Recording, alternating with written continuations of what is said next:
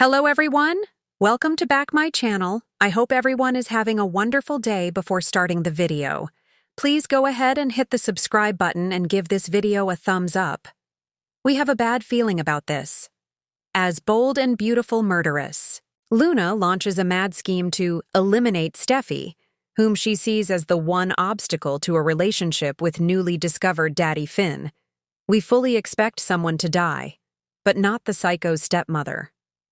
No, even though the spoilers for the week reveal that Luna manages to get her intended target in the crosshairs, we don't buy for a second that Jacqueline McInnes Wood is going to be killed off, as if. Based on a teaser for the Friday, June 6th episode, we suspect that Luna's actual victim is going to be Poppy. As you may have read, Sheila's about to open up to Luna's mother about her concerns that the unstable young woman is going to try to off Steffi. Though Poppy has wisely sworn off Luna, she may still feel compelled to intervene, lest Finn's life be further blown up by aftershocks from his long-ago tryst with his aunt. Personally, I'd hate to see Poppy go. She has so much untapped potential. I'm hoping for her and Deacon to strike up a flirtation after he finds out that his wife has been sneaking visits with her maniacal granddaughter. But the show has made Poppy a pariah and rewritten the unconventional childhood that she gave Luna, which, she once said, had made them very close, to be something horrific. The whole fling with nephew Finn thing. Yeah, that's undeniably a bad look for Poppy. But they're not blood relatives, and Finn was of age. And it isn't like Eric hasn't dated or even married women young enough to be his daughter. Taylor even had an affair with Rick after he broke up with Steffi's twin, Phoebe. Yet Poppy is still treated more shabbily than Luna, who murdered two innocent people for her own selfish reasons. What do you think? Am I barking up the wrong tree? Will Luna's plot remove Steffi from the sea canvas to facilitate her portrayer's maternity leave? Part 1. A Whisper in the Fog. The skies over Los Angeles were uncharacteristically dark, an eerie fog cloaking the glimmering lights of Beverly Hills. The Forrester estate loomed like a Gothic mansion against the twilight, a sharp contrast to the glamour it usually exuded. And inside, Luna Nozawa stood by the window of the guest house, her reflection barely recognizable. Shadows danced across her face as she whispered the words that had become a nightly ritual. I didn't mean to.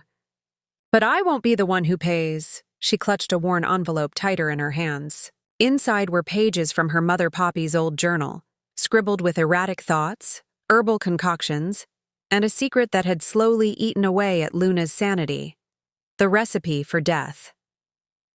Poppy had always dabbled in natural medicine, but Luna had discovered something else, something dark, hidden beneath lavender oils and wellness teas. A dried purple blossom called Nocturna belladonna. A few crushed petals mixed into a drink induced hallucinations. A few more, death.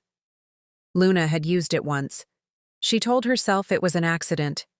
But now, she had a plan. Part 2. The Target Hope. Logan.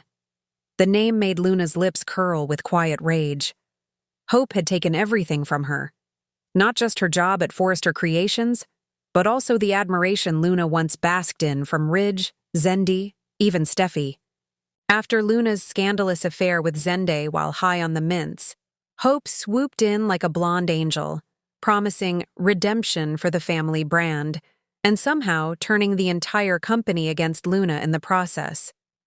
But Luna saw what no one else did. Hope had secrets.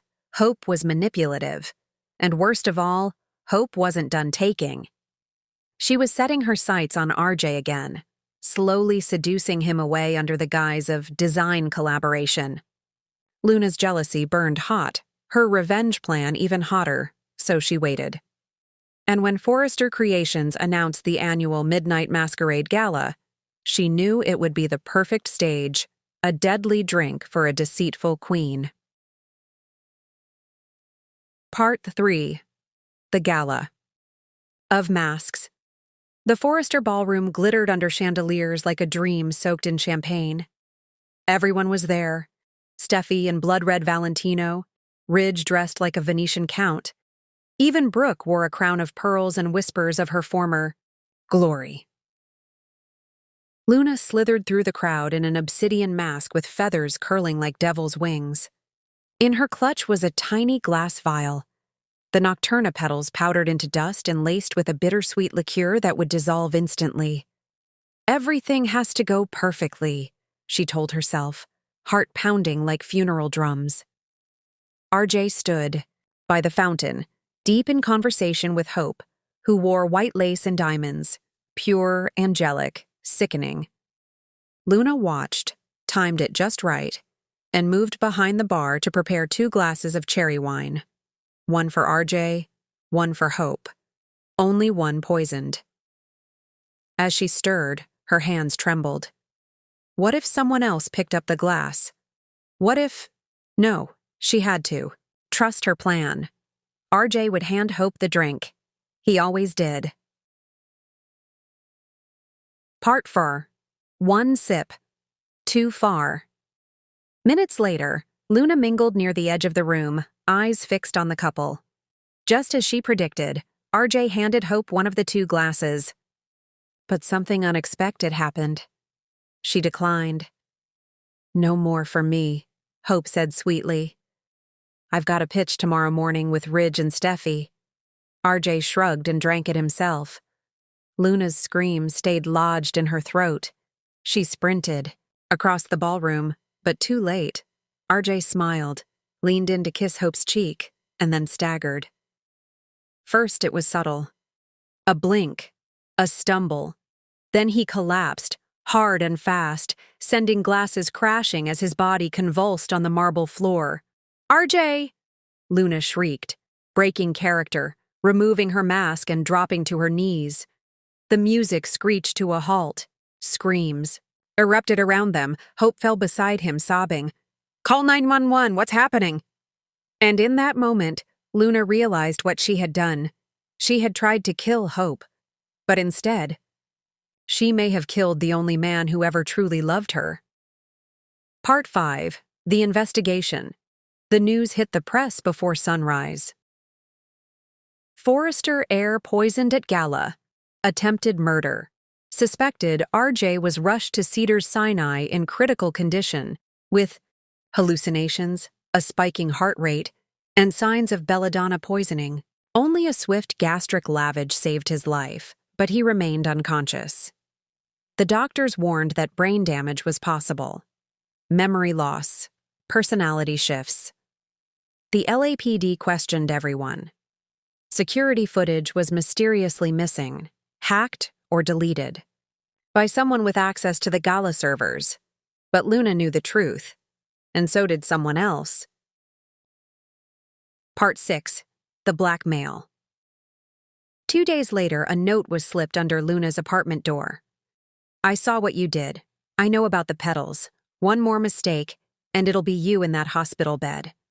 No name, just a black orchid sealed with wax. She burned the note, paranoid that the walls themselves had ears. Was it Steffi? Zende? Even her mother, Poppy? No.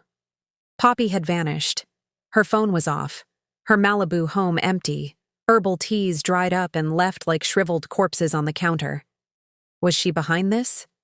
Had Poppy known about Luna's plan and decided to disappear before the truth exploded? The paranoia crept in like mold, every corner of Luna's mind taken over by whispers. Every knock on the door sent her into cold sweats, and then RJ woke up. Part 7. The wrong memory. Everyone gathered around the hospital bed. Ridge, Hope, Brooke, Zende, even Carter. Luna hesitated at the door. RJ's voice was hoarse. I remember falling. That's all. Was it a stroke? The doctors exchanged looks. Toxic ingestion. We're still looking into it. But RJ's memory was fractured.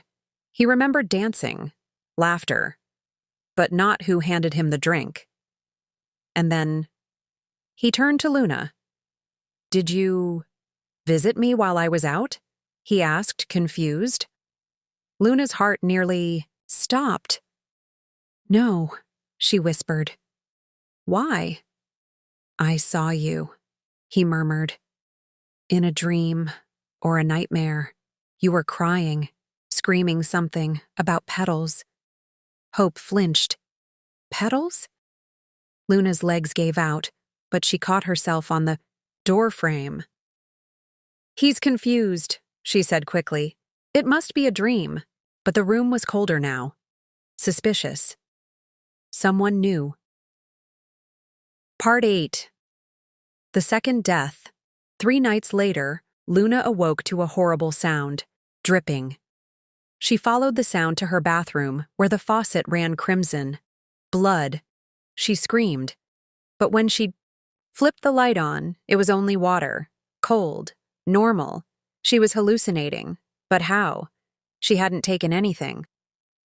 On her kitchen table was another black orchid, this time with a note in red ink. Eye for an eye. 1 more to go. The next morning, Poppy's body was found in a coastal ravine.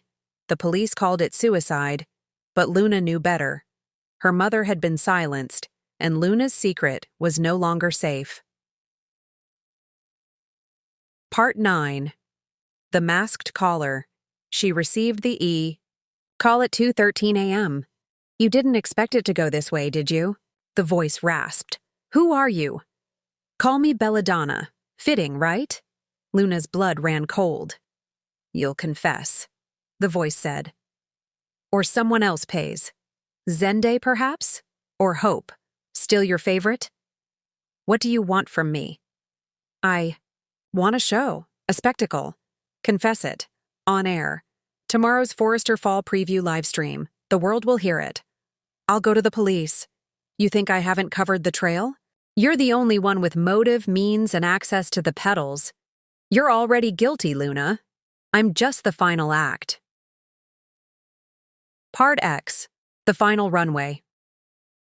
The Forrester livestream was packed with influencers, cameras, and stylists prepping models in lace, leather, and silk. Ridge welcomed the crowd with charm, while Steffi stood beside him with her usual cool precision. Luna, pale and silent, held the final design of the night, a black bridal gown with a train of velvet roses. The final model? Hope. It was poetic. Luna could end it all. She could confess, tell the world, clear her conscience. Or she could stay silent and let the real killer keep haunting her forever. As the cameras rolled, Luna stepped forward. I have something to say, she whispered. But her mic was off, and then chaos. Hope collapsed on the runway, clutching her chest. Screams. A new drink. A different vial. Someone else had done it. Not Luna. Belladonna had struck again. Epilogue. The unintended victim Hope survived, but barely. Doctors said she'd ingested a similar toxin as RJ, but this time, no one saw who did it. Luna sat in the Kai hospital, trembling, waiting for someone to arrest her, but no one came. Instead, a package arrived. Inside, a feathered mask, a USB drive. She plugged it in, a video played. Grainy, silent footage of someone else slipping something into Hope's water bottle. It wasn't Luna, it was Zende. The screen faded to black. Then text appeared. You didn't kill RJ, but you set the stage. Now, let the next act begin. Thanks for watching this video, and please subscribe our Bold and Beautiful Update YouTube channel for more update news.